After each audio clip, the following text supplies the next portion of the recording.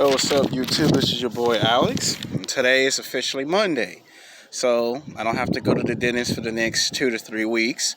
So you women and men, you guys and girls that are watching my YouTube videos, you do understand that some of these YouTube videos will be a period of rotation because I have to buy storage for my YouTube channels, because YouTube made a very new rule that starting on June 1st, 2021, that if you had videos or YouTube channels that are like a year old or 2 years old and you don't clean your storage, they can, well, there's to monetize your YouTube channel, and then there's everything gets, I don't want to say the word erased because that's like such a not good word to use. I'm going to say disappear because you're not using it. If you're not using the services, then you don't need to be here. That's the best way to put it. So we're going to be making some videos, and once I get my new Chase checking account and credit card, I'm just going to start making 2 to 3 of these channels have new storage for extra room, and then that'll solve that issue. All right, this one's going to be a part 1 and a part 2. Now, I'm still working on the second video. It's going to take a lot of research. Nothing's easy in life. Sometimes making YouTube videos is easy. Sometimes making YouTube videos is hard and complicated. Sometimes I have good days. Sometimes I have bad days. Sometimes it's easy to make the videos. Sometimes it's hard to make the videos. Sometimes you get videos that are 10 to 15 minutes. Sometimes you get videos that's 20 to 25 minutes. But I got to make these videos because I'm going to give you guys a break between Tuesday or Friday. So there might be a period where they may be 2 to 3 days, and then maybe Friday night or Saturday morning we come back with some more videos, because I got to write out some more scripts. I don't want to just throw videos on here and they're not very good produced or very well cut. All right, this one's going to be called Sex Game, the Best Theme Songs in Wrestling Part 1. Now, Part 1, we're going to be talking about the male professional wrestlers in professional wrestling, past, present, and future, and how their theme songs relate to their characters in professional wrestling. Part 2 is I'm going to do the same thing for women. I don't want no women to come to my channel because I have women watching my sports channel, and I don't want no women to be like, well, you didn't talk about women's theme songs in professional wrestling. So to make it fair and impartial, it's gender neutral. Men can watch this video, women can watch this video. I'm going to put it in the description, and I'm going to put it in the title of the video, and then I'll come back 2 to 3 days later when I finish the research and make part 2 for the women, because I've had some women come up to me and tell me that some of my videos I didn't do very good 100% accurate research, and they told me don't put up a video and you didn't do very good accurate research. I've had some women tell me that behind the scenes, and they told me the next time I put a video out, it better be accurate information, good research. A good researcher needs at least 2 to 3 days to do the research before rushing to make a video. That's a mistake that I and 5 other YouTubers past and present have made. We just put a video out and we just rush it. All right, coming in at number 10 is the Uitimate Warrior. Now, he's one of my favorite professional wrestlers from the 1980s, early 1990s. He was one of those muscle-bound men that ran to the ring with heavy rock music, face paint, screams, and shake the ropes, and would beat his opponent in 3 or 4 minutes less, and then took back off and ran. Now, the theme song that he had does actually express what being an Ultimate Warrior is. Dun dun dun dun dun dun dun dun dun dun dun dun dun dun dun dun dun dun dun. And Jim Johnson, the music composer, was the one who came up with Ultimate Warrior's theme song for professional wrestling. You know, he was the only wrestler to become a 2-time Intercontinental Champion, WWE Champion, and to beat Hulk Hogan at WrestleMania 6 for the title. You know, to have the Intercontinental title in one hand and in the other hand the WWE title, and then to have 7 or 8 championship title defenses going into 1991, and then to solidify himself as the top guy in the sport. Now, he'll always go down in history as the best professional wrestler of the 1980s. He was the big part of the 1980s. He was why I became a huge wrestling fan in the first place. You know, if it wasn't for Sting, and you fast forward 25 years later today, there would be no Dave Batista, no John Cena. There would be no Goldberg, no Brock Lesnar. All of those guys came later. You know, all the stuff you see them do today, Ultimate Warrior was doing that 25 years ago. You ask anybody, you ask Ric Flair, you ask Hulk Hogan, you ask Sting, you ask Triple H, you ask Bret Hart, you ask a lot of the guys that seen Ultimate Warrior in the 80s and 90s, before you had Goldberg, before you had Brock Lesnar, John Cena, Batista. Ultimate Warrior made it cool to bring in heavy rock music, wrestle for 5 minutes in a match, win, and then run away, and fans just gel to the Ultimate Warrior. So you have to say thank you to Jim Hellway. You know, God rest his soul, rest in peace. I did watch the WWE Hall of Fame, and I was happy when Ultimate Warrior got inducted into the Hall of Fame. I watched all his matches in the 80s, the 90s, the 2000s, and I was happy when he returned back to WWE. And it's unfortunate that he's not here with us, but he was one of my favorite childhood heroes. All right, coming in at number 9 is Batista. Now, he's one of my favorite wrestlers of today.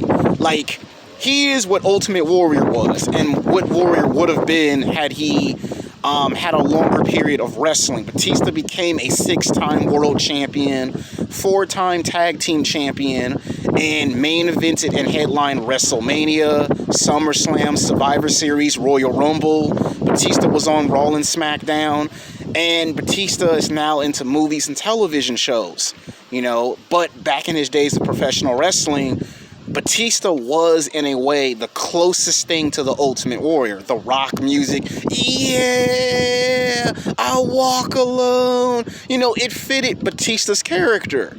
You know, he felt like the world was on his shoulders. He felt that he needed to prove to himself that he was the man. And when he was with Evolution, you were seeing Batista in his prime. Then to have good wrestling matches with Triple H, JBL, John Cena, Kurt Angle, Edge, Chris Jericho, the names go on and on.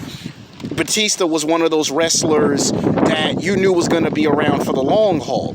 You know, now it's unfortunate that he had some injuries, but he did have good matches with The Big Show, Mark Henry, classic matches with The Undertaker, classic matches with Kane.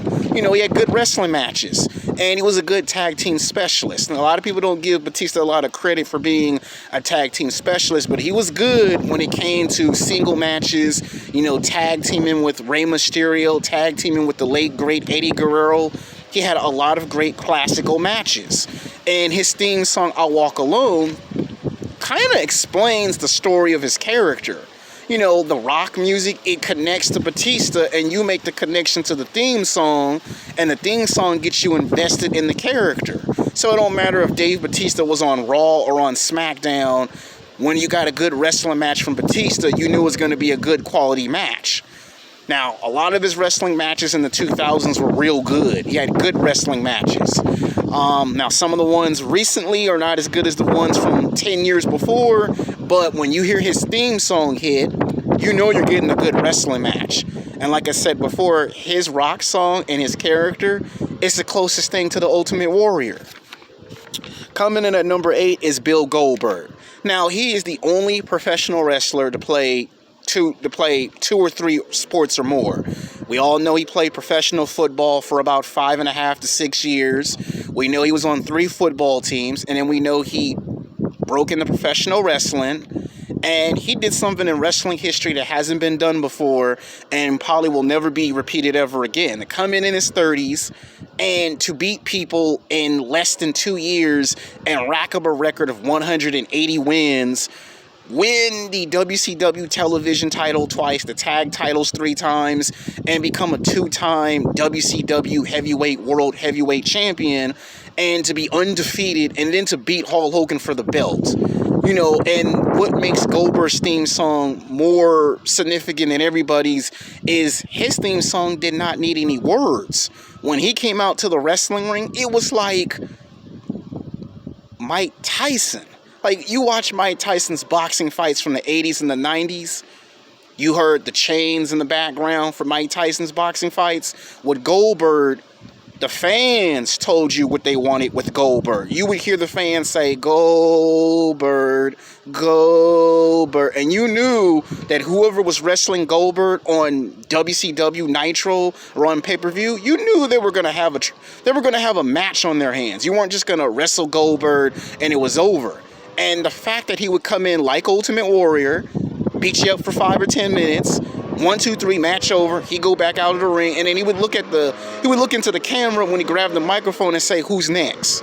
And when you hit the theme song hit, and you hear the fans say, "Goldberg, Goldberg," the audience was Goldberg's theme song, and no wrestler before or after has ever done that since. And that was a part of my childhood of watching professional wrestling. All right, coming in at number 7 is the man they call Sting.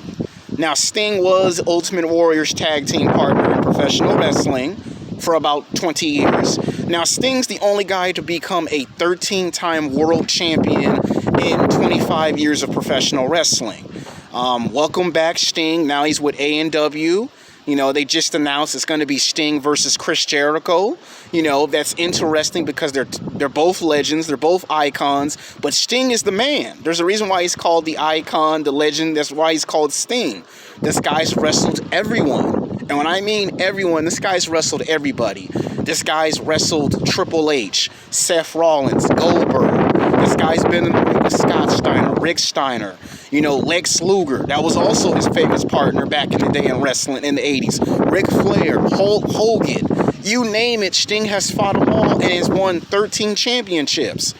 He's a 13-time world champion, okay? Besides Triple H, Sting has won a lot of championships and wrestled for like 10 or 11 wrestling promotions in 25 years of professional wrestling. Now, his theme song I like when he was in his WCW days because it was based off the movie The Crow.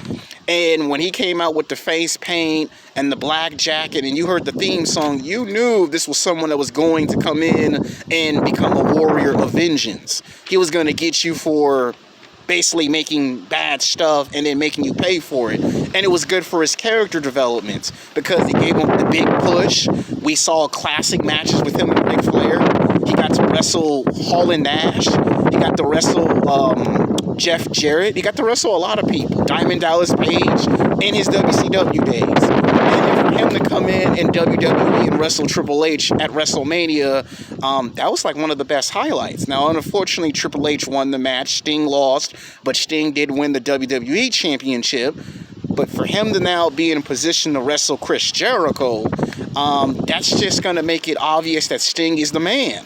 You know, the man with the plan. And I like Sting's character, and the theme song fits Sting perfectly.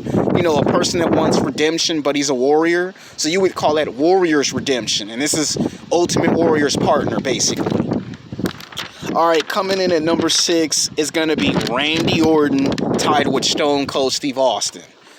Now, Randy Orton's theme song is good because it fits the character of the legend killer. The fact that Randy Orton would wrestle all the legends, all the icons that wrestled in the 80s and the 90s, it fit Randy Orton's character so very well. Here's a guy that wants to be the top star, and when he says, "I hear voices," Randy Orton does it very good in the ring. You know, he's won 12 championships in professional wrestling. He's been in the company for almost 20 years. And he's a third-generation superstar. So his father and grandfather are wrestling royalty. And here's Randy Orton, a third-generation superstar that's broken the barrier, has solidified himself as the top superstar in the business. And for him to still be doing this and still in his prime is incredible. Now, his theme song originates with me because that's what I feel. I want to be my own man. I want to be big man on campus. I want everyone to respect me. And that's what I get with Randy Orton's theme song. On the other hand, we have Stone Cold Steve Austin. What I like about Stone Cold's song is he's all about business and work. Work first, play later. You hear the glass breaking in the theme song, and all of a sudden you see the rattlesnake come at you. You know Stone Cold, like JR says, business is about to pick up. You know, Stone Cold won 6 championships and wrestled for 15 years. And he had some of the best wrestling matches. against the late, great Owen Hart. God rest his soul, rest in peace. British Bulldog, Davey Boy Smith, Bret Hart. He wrestled Vader. He wrestled Mick Foley, The Rock, Triple H. He had a lot of classical wrestling matches. And the fact that Stone Cold was so good in his WWE days, it was just amazing to see that the guy got inducted into the Hall of Fame. There are a lot of matches that could have happened or should have happened, but when you hear Stone Cold's theme song, he represents the guy who represents the little guys. He represents standing up for yourself and not letting nobody bully you. Coming in at number 5 is Chris Jericho. Now, why I like Chris Jericho's theme song is because it's got heavy tones with rock music, and it takes a theme from the Bible. When you hear them say, come on, I got you. Yeah, break down the wall, break down the walls. Let me know, break down the walls of a Jericho now, Jericho, break down the walls. He's the only professional wrestler to become a 7-time or 8-time world champion. He's wrestled for 25 years. He's wrestled for 10 promotions. And he's wrestled everyone that there is to face. He's fought The Rock and Stone Cold in the same night and won 2 championship belts and became the first undisputed champion. And then for him to be in the position that he is in A&W, to come in and be the guy to have to face Sting, that's going to be interesting, because if Jericho wins the wrestling match, he can say, I beat The Rock and Stone Cold, and then I beat Sting. And Sting has a position to submit his legacy in that position. So Chris Jericho's theme song doesn't just make him a rock star, it makes him a hero, because you can relate to the song, and the song is contributing the stories that come from the Bible. When you hear the Walls of Jericho, there was a real battle that took place in biblical times that was called the Walls of Jericho, and that's what that song contributes to. All right, coming in at number 4 is Motorhead, The Game. Now, this is the type of song you would want to play when you're in the gym. When you hear that throttle in the background, dun dun, time to play the game. That when Triple H comes out with that bottle of water, and he gives you that gremlin look face, you're in trouble. The game's coming to show you why he's called The Game, the King of Kings.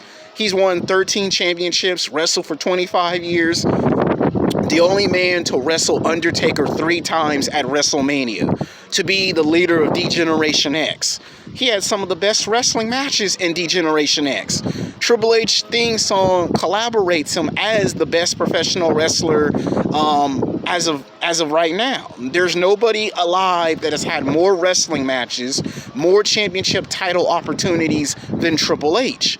And we have yet to see him get inducted into the Hall of Fame. I'm betting my money that when it's time for Triple H to get inducted into the Hall of Fame, it's either Ric Flair or Shawn Michaels or possibly both of them that might induct Triple H into the WWE Hall of Fame. I guarantee you sometime in 2021 or in 2022, either Ric Flair or Shawn Michaels or both of them are going to induct Triple H in the WWE Hall of Fame.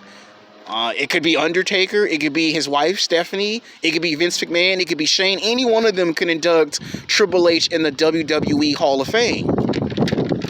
Coming in at number 3 is Shawn Michaels. Now, 20 years earlier, before we had John Cena rap and sing his own theme song, there was a guy 20 years earlier that would sing his own song. Shawn Michaels, the legend, the icon, the main event, aka Mr. WrestleMania. 4-time world champion, 4-time tag team champion, 3-time intercontinental champion, won 2 Royal Rumbles back to back. Shawn Michaels wrestled for 25 years, wrestled The Undertaker twice at WrestleMania, had the best wrestling matches at WrestleMania. He set the record for his run. Before there was Matt and Jeff Hardy, before there was Edge and Christian, there was Shawn Michaels and the Rockers. Shawn Michaels and D-Generation X. Shawn Michaels with his classic matches with Razor Ramon. Big Daddy Cool Diesel, The Undertaker. Vader, Psycho Sid, Mick Foley, Goldust. The names go on and on. And Shawn Michaels sang his own theme song. And you fast forward 20 years later, here comes John Cena singing and rapping his own song. So that's why Shawn Michaels is on this list. His theme song explains why he's called HBK. His song explains who Shawn Michaels is. Coming in at number 2 is Bret Hart Tie with The Rock. Now, why these two are put together is because they both have something in common. They both come from families of professional wrestling. Both of them are considered third-generation superstars. Both of them have, or I shouldn't say in this case, Bret Hart came from a second generation, The Rock second generation. So they're both, like, in a way, second or third generation superstars. Both have wrestled for the same company. Both have wrestled around the same people. Bret Hart wrestled for 12 to 13 years, 5-time WWE champion, 2-time Intercontinental champion, 3-time tag team champion. And Bret Hart is the best there is, the best there was, and the best there ever was. His theme song is why he's called Bret the Hitman Hart. You know, when you hear that famous guitar in the background, dun dun dun dun dun dun dun dun dun dun dun dun dun dun dun dun. When you see that, you know that you're not gonna get 90%, you're not going to get 100%, you're going to get 110% from Bret Hart. You know, to be wrestling 25 years, win 10 championships, to compete at WrestleMania, Royal Rumble, Survivor Series, SummerSlam, and to wrestle everyone in 25 years. Now, what makes Bret Hart the best professional wrestler of his generation, or any generation, is that Bret Hart makes those in the ring better than him. You know how they say certain basketball players or football players make certain athletes better? Bret Hart made everybody better. I mean, there's no question, no doubt in my mind that if you ask Bret Hart right now what was his favorite wrestling match, I would probably say it's got to be the 1992 SummerSlam match against British Bulldog Davey Boy Smith. It was the best wrestling match in the 1990s. You know, he had rematches, but that one right there was the best one. You know, and Bret Hart is the man who everyone looks up to. Like, he was the guy that would look at a little kid, take his glasses off and give it to the kid and put on a good show. No matter how tired Bret Hart was, no matter how physically exhausted Bret Hart was, he gave you 110% in and out of the wrestling ring. Even when he didn't have to, he gave it all he had. Now, Dwayne "The Rock" Johnson is on this list tied because he also comes from wrestling royalty. The Rock's father and grandfather wrestled, and The Rock made himself into an 8-time world champion, wrestled for 12 years, 8 championships, won the Royal Rumble, and The Rock is another person that gives you 100% and then turns around when he doesn't have to and gives you 110% of his heart and soul.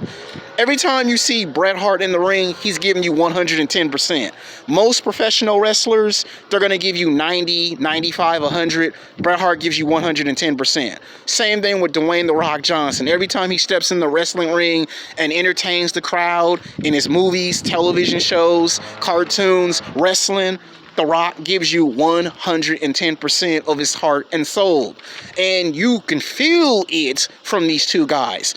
Bret Hart does the sharpshooter, and when Dwayne "The Rock" Johnson does the sharpshooter, you're seeing two legends, two icons, two guys give you 110%. All right, coming in at number 1 for the most incredible theme song in professional wrestling is going to be no other than The Undertaker. He has wrestled for 3 decades. He has won 7 championships in professional wrestling. He, for almost a very long time, was undefeated at WrestleMania. Unheard of. Most athletes in professional sports have their record broken after 10, 15 years. But for him to go 20 plus years undefeated at WrestleMania, we know Brock Lesnar broke the record. We understand that. But before Brock Lesnar showed up, Undertaker was beating people and having classical matches to this very day. Every time that theme song came on, that was like psychological, the way he got inside your mind, the way he would play mind games, a head trip, the way he could just come in there, roll his eyes at you, and just stare into you. Most wrestlers couldn't prepare for that. Like, it didn't matter if you were bigger, stronger, faster than Undertaker. If you couldn't figure out his mental game, you were not going to beat The Undertaker. You know, he beat Psycho Sid, Kevin Nash. He beat Shawn Michaels twice. He beat Triple H. You know, he would beat CM Punk. You know, he would beat John Cena, Batista, you know, Mark Henry. You know, the names go on and on. He beat Kane twice. You know, all the guys that thought they could break the streak, he beat them. And then they have Brock Lesnar beat him. But even though Brock Lesnar won the match, you still get chills from it because it's the idea that Undertaker created a legacy that I don't think in the next 20 years, no one's going to ever come close to matching it. There wasn't an Undertaker before, and there will never be another Undertaker since. You know, being in the Hall of Fame, wrestling for 3+ decades, doing what he did in wrestling, entertainment to entertain, that's another guy who gives you 110%. And to be tall and agile as he was, a lot of people don't give Undertaker a lot of the respect and credit that he deserves.